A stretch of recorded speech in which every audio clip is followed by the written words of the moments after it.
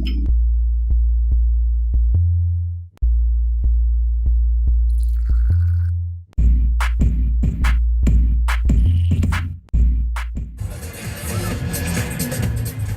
yeah, I forgot to mention you're listening to Shambhala Radio, 93.9 FM, live from the heart of Shambhala Festival Radio.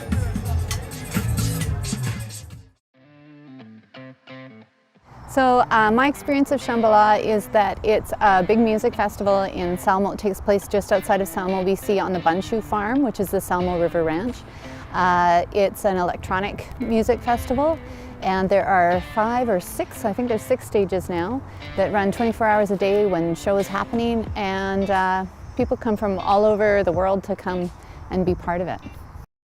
It started out as a group of friends getting together to have a dance party in the woods on his parents' farm, and it grew from there. Shambhala, a music festival resting just outside of Salmo, BC, has been held every year since 1998. It has attracted around 15,000 people in recent years, allowing everyone to express themselves freely. The festival brings in some of the world's best electronic music talent and is a showcase for artists of all kinds. In the earlier years, it was pickup trucks with tarps, for food, and people were doing, it was a lot more homemade, and so there's certainly been a lot of refinements. One could argue perhaps that when gatherings get really large, they maybe lose some of that intimate vibe that small gatherings have, but I think it's a really special gathering. One of the nice things about Shambhala is that if you are willing to be part of it and to help it grow, there's a lot of room for you to move up. PK Sound is a speaker manufacturer out of Alberta. They got involved with the festival pretty early on, and now they're world renowned for their speakers and their technology, which is way ahead of the curve. Shambhala is well over 20 years old now, and as the festival grows, the origins of the party are starting to become murky. Mike and Sarah, Lioness and Hula, have been staple programmers, especially Sarah in her earlier years, where she used to program the artists for all the stages. And I really believe it was her sensitivity in programming and her impeccable selection of artists in those early years that really made that festival stick out from the just, random kind of parties that were happening all over the place. And her curation, I think, really made that festival. And I don't think a lot of people know or recognize perhaps that, their unique input in the earlier years in selecting artists and being supportive and working together. Now each of the stages is its own entity and it books for its stage, and they're almost at some subtle level in competition with each other. Everybody wants to have the most people on their stage, but in the earlier years it was much more about this artist on that stage and then that artist on that stage, and it was about creating flow throughout the whole party. And then the best chill out people were on the beach, and the main thing was on this stage, and there was much more movement. And that's a little lost now, as each stage is its own big entity, trying to create its own unique vibe. So that's a thing. But there's a lot of room within it for people who are creative and are interested in excellence to further what they do. You get all walks of life, and from people wearing nothing to people wearing stilts and furry costumes, and anything in between, really. And there doesn't seem to be a lot of judgment, and if there is, it kind of gets overrun by the acceptance of people just being really excited, because as soon as one person expresses themselves freely like that, it's everyone else wants to also, and it becomes really inspiring. So I feel like it's one of the places that a lot of people who don't have that a lot in their life get to really be themselves for a weekend. Yeah.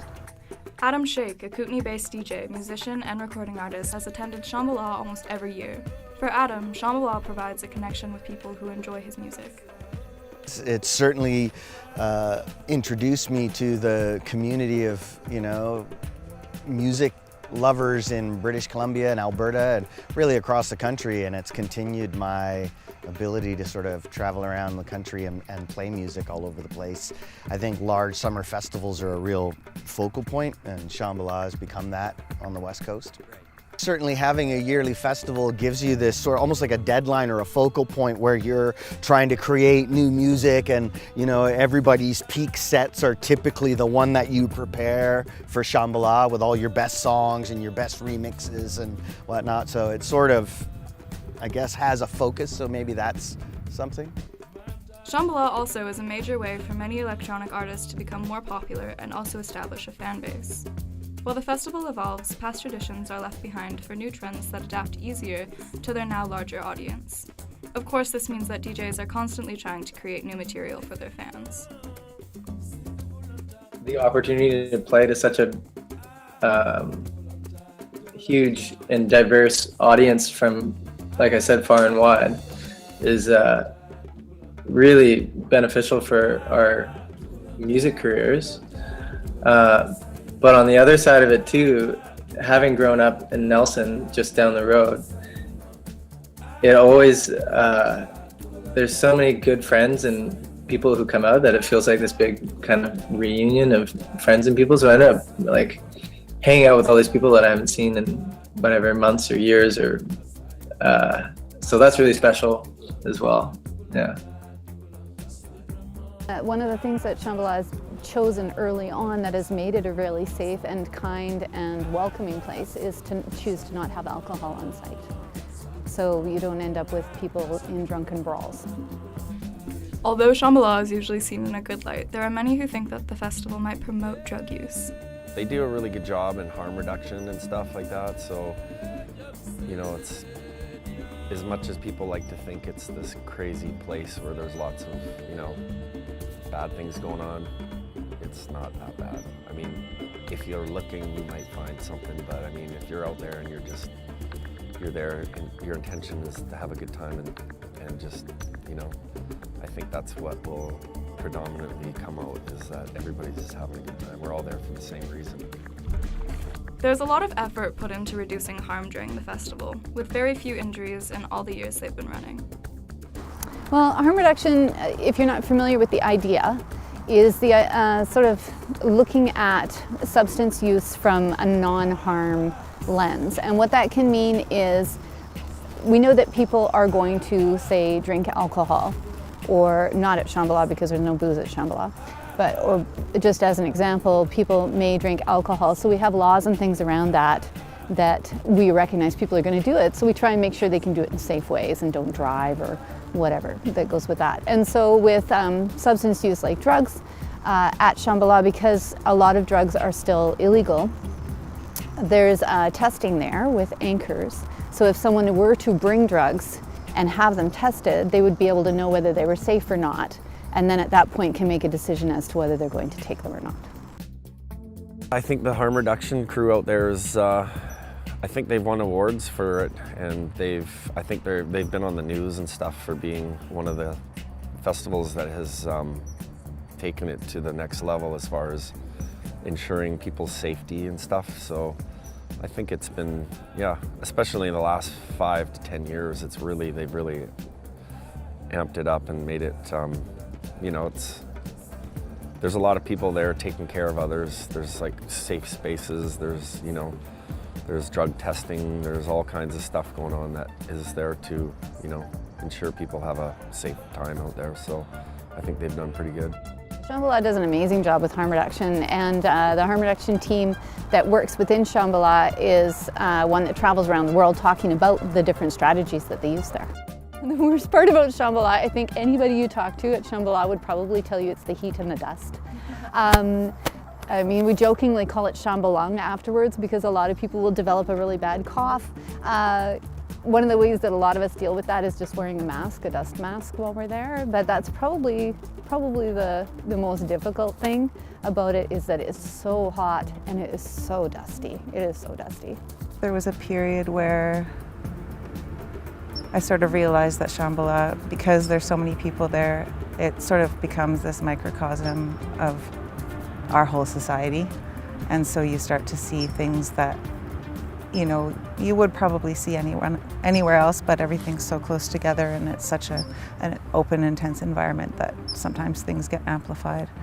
And so there's definitely been times where I worried about some things that were going on that made it more difficult for me to have a good time. The festival has also taken huge strides since I started going, especially in the last 5-6 years. They've stepped up their everything, you know, just their support of people and the consent culture and cleanliness and, you know, accessibility, and just they've really made an effort to address some of the issues I think that came up because they grew so quickly. I've been going for 17 years and it's as safe, if not safer, than most of the places. I think it's a place where communities come together and said, look, we want to come and create a safe place where we can all get together. I think that the challenges that plague large gatherings on any, you know, spectrum, whether it's a football game or a hockey game or a large commercial festival or whatever, they're just the law of averages. There are humans that decide to steal from tents and be idiots. But for the most part, you know, like, I've never really seen any fights there, and, you know, everybody's pretty chill. Usually everyone's looking out for each other. I think that the challenges faced in our society with drugs is across the societal spectrum, and so sometimes the festival is more peeling back the lid on what the society is doing rather than being a place that's creating those things. And I think that's a subtle distinction that needs to be made. People take drugs regardless, and I think that you know, these festivals, especially Shambhala, have done a pretty top-notch job at creating drug testing spaces and first aid stations, and, you know, people are always looking out. There's pretty decent security that are always looking out for people, and the people at the festival themselves are encouraged to look out for their fellow friends. So I personally feel it's safe, and, you know, they do a pretty admirable job at keeping it, you know, to that level. Shambhala has many experiences that can't be found anywhere else. It's a unique venue for individual expression, and it's a major showcase for artistic talent. For better or for worse, Shambhala has become one of the West Kootenay's major cultural events.